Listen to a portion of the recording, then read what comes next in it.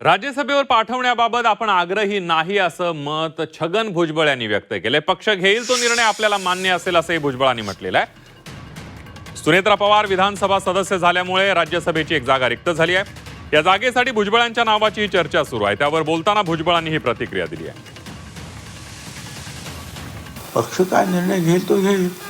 काय आता माझ्या दृष्टीने म्हणाल तर ते मंत्रिपद आहे काय, त्याच्यामुळे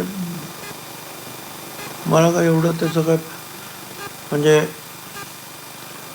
त्यासाठी प्रयत्न करायचं काही कारण उरत नाही, नाही का.